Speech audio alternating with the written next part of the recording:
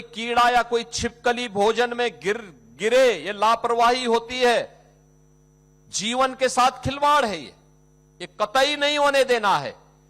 जब आप रसोई बनाएं, आपके अलावा किसी फालतू बाहरी व्यक्ति का वहां जाना प्रवेश बंद होना चाहिए, क्योंकि कोई भी व्यक्ति विश्वासघात कर सकता है आपकी सुरक्षा के साथ भी और इन मासूम बच्चों के साथ भी। हमें किसी को खिलवाड़ करने की छूट नहीं देनी है। और इसीलिए अब तो पीएम पोषण मिशन के अंतर्गत 7 दिन और 6 दिन जो विद्यालय चलते हैं, उसके लिए 6 प्रकार के मीनू अलग अलग दिन बनाए गए हैं। उस मीनू के हिसाब से हमने लोकल स्तर पर मिलेट को भी उसमें प्राथमिकता दी है, लोकल प्रोडक्ट को भी उसके साथ मान्यता दी है, मौसमी फल को भी मान्यता दी है। ये सभी चीजें अगर मीनू के हिसाब से अगर उपलब्ध करवाते हैं तो उसका लाभ होगा। 2017 के पहले हमारे बेसिक शिक्षा परिषद के विद्यालय वीरान जैसे दिखते थे, उदासी थी, वीरानता थी। किस प्रकार की उदासीनता थी, उजाड़ जैसे लगते थे। आज तो आप देख रहे होंगे ऑपरेशन कायाकल्प के माध्यम से 19 पैरामीटर तय किए गए थे। उनमें विद्यालय में फर्श भी बना है, विद्यालय में बालक और बालिकाओं के लिए टॉयलेट भी बनाए गए हैं, पेयजल की व्यवस्था दी गई है, ज्यादातर विद्यालयों में किचन भी बन गए हैं अलग से, वहां पे स्मार्ट क्लास बन गई हैं, डिजिटल लाइब्रेरी बन गई हैं, अच्छे पुस्तकालय बन गए हैं। मैं देख रहा था 2017 के पहले बच्चे हमारी चिंता का विषय होते थे। तब मैं एक सांसद था, तब मैं देखता था बच्चे स्कूल जाते थे, उनको कुछ भी पता नहीं होता था, कुछ भी पता नहीं होता था। आज मैं देखता हूं उन बच्चों को अक्षर ज्ञान भी है, वाक्य विन्यास की जानकारी भी है, गणित की जानकारी भी है, साइंस की जानकारी भी है, इंग्लिश की जानकारी भी है। अब ये बच्चे आगे बढ़ रहे हैं। ये बच्चे आगे बढ़ेंगे तो देश आगे बढ़ेगा, देश आगे बढ़ेगा, हर भारतवासी का सम्मान होगा और हर भारतवासी सम्मान और समृद्धि को प्राप्त करेगा। तो प्रधानमंत्री जी के विजन के अनुरूप विकसित भारत और आत्मनिर्भर भारत के लक्ष्य को प्राप्त करने में शिक्षा विभाग के योगदान को भी कोई रेखांकित करने से चूकेगा नहीं। उस दिशा में इस प्रयास को आगे बढ़ाना है। मैं आप सबसे कहूंगा, इस वर्ष के अंत तक हमारा मुख्यमंत्री कंपोजिट विद्यालय का मॉडल भी आने वाला है। मैं आपसे कहूंगा, कभी जाकर के अटल आवासीय विद्यालय को देखिए।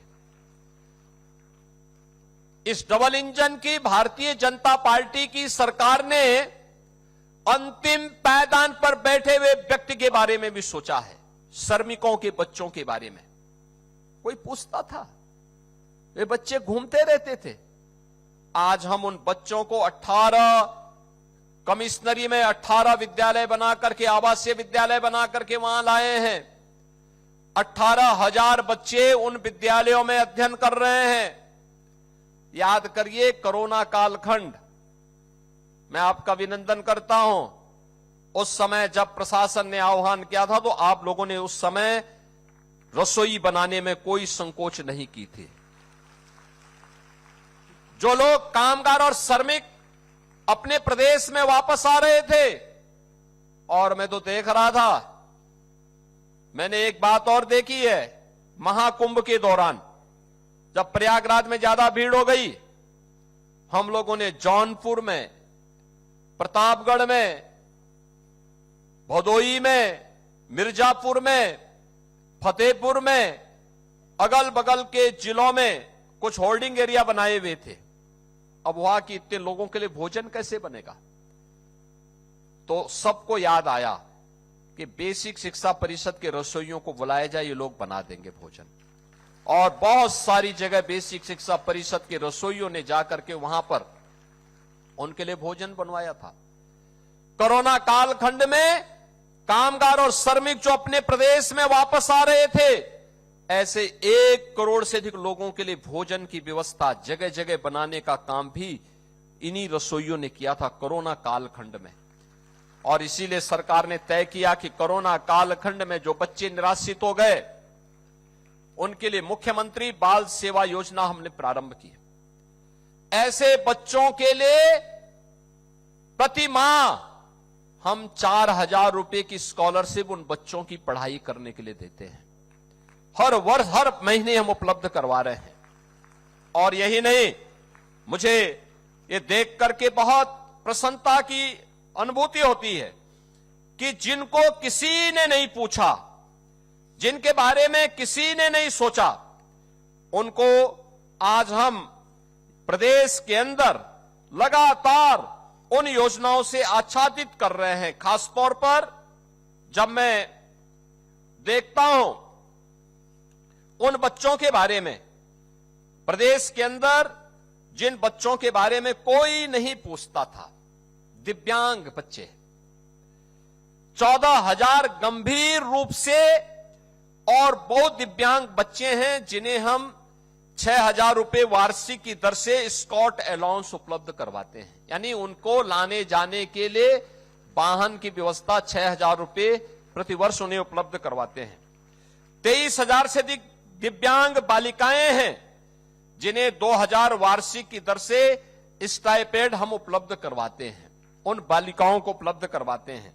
और 23,000 से अधिक ऐसे दिव्यांग बच्चों को हम लोगों ने सहायक उपकरण, tricycle, wheel chair, Baisakhi, hearing aid, ये सभी उपलब्ध करवाए हैं। और पहली से 8वीं क्लास तक 2,793 पूर्ण दृष्टिबाधित बच्चों को ब्रेल पाठ्य पुस्तकें, 4,438 अल्प दृष्टित बच्चों को इन लार्ज प्रिंट की पाठ्य पुस्तकें भी उपलब्ध करवाने का कार्य बेसिक शिक्षा परिषद ने किया है। आज मुझे बताते हुए प्रसन्नता है कि हम लोगों ने जो स्कूल मर्जर किए थे वहां पे बाल वाटिकाओं का संचालन करते हुए स्पेशल एजुकेटर का भी वहां तैनाती की है। और 10,000 से अधिक ऐसे एजुकेटर तैनात करते हुए वहां पे हम लोगों ने उन बच्चों को पोषण से युक्त करने की दिशा में एक कदम बढ़ाया है। मेरा मानना है जिस देश का बचपन स्वस्थ होगा वही देश समर्थ भी होगा। प्रधानमंत्री जी भी इस बारे में बार बार कहते हैं, स्वस्थ और समर्थ एक दूसरे के पूरक हैं। और उसी दिशा में गरीब बेटियों को कोई नहीं पूछ पाता था। प्रदेश के अंदर कुल 446 के आसपास कस्तूरबा गांधी विद्यालय थे, 8वीं तक चलते थे। 8वीं के बाद वे बेटियां स्कूल नहीं जा पाती थी। हमने कहा भी ये हर विकास खंड में होना चाहिए। और मुझे प्रसन्नता है आज बेसिक शिक्षा परिषद ने प्रदेश के सभी 825 विकास खंडों में कस्तूरबा गांधी विद्यालय बनाने के कार्यक्रम को आगे बढ़ाया है। आप सोचो ये बेटियां स्कूल पढ़ पाएंगी और विद्यालय अब 8वीं तक नहीं 12वीं तक चलेंगे। इसके निर्माण के कार्यक्रम को भी आगे बढ़ाया जा रहा है। मुझे प्रसन्नता है कस्तूरबा गांधी विद्यालय में आईसीटी लैब स्थापित किए जा रहे हैं और इसे आगे बढ़ाने का कार्य भी निरंतर हम लोग एक दिशा में आगे कर रहे हैं। प्रोजेक्ट अलंकार के अंतर्गत भी प्रदेश सरकार ने अनेक कदम उठाए हैं। माध्यमिक शिक्षा के स्तर पर पुराने और जर्जर भवनों को नए भवन के रूप में बदलने का काम किया है। कुछ लोग जर्जर भवनों को फोटोग्राफ सोशल मीडिया में दिखा रहे हैं। जिन लोगों के इशारे पर दिखा रहे हो ना, ये उन्हीं के स्मारक हैं जिनके इशारे पे दिखा रहे हो। हमारे यहां जाना है, प्रोजेक्ट अलंकार के अंतर्गत जो नए भवन विद्यालयों के बने हैं, ये आज की नई शिक्षा व्यवस्था की जो नकल मुक्त, अकल से युक्त शिक्षा प्रणाली का आधार बन रहा है। और समय सीमा के अंदर परीक्षा होना, 17 के पहले 3 महीने परीक्षा में लगते थे, 3 महीने परिणाम में लगते थे। तो 6 महीने तो यही गायब हो गए। 3 महीने अन्य अवकाश में और कर्फ्यू में व्यतीत हो जाता था। 3 महीने भी नहीं मिलते थे बच्चों को पढ़ने के लिए।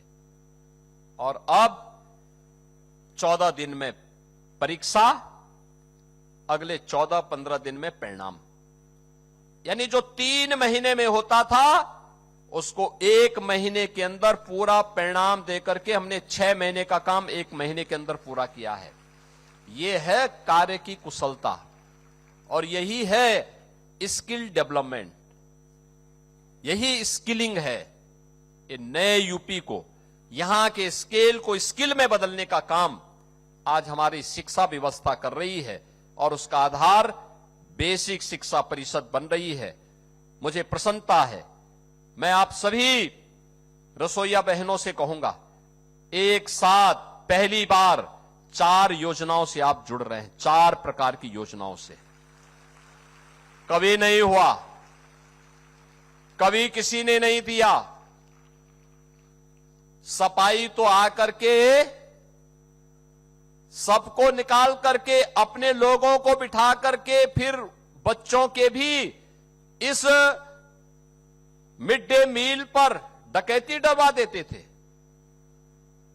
आज तो कोई नहीं छेड़ सकता। अब तो हमने व्यवस्था दे दी है। यानी कितना आपको मिला है? 1000 से बढ़कर के 3000, 500 साड़ी के लिए भी दिया पहले और अब 1000 रुपये उसको भी किया जा रहा है। 2 लाख रुपए की सामाजिक सुरक्षा की गारंटी भी और 5 लाख रुपए प्रतिवर्ष कैशलेस स्वास्थ्य की सुविधा भी आपको उपलब्ध करवाई जा रही है। इतनी सुविधाएं मिल रही हैं।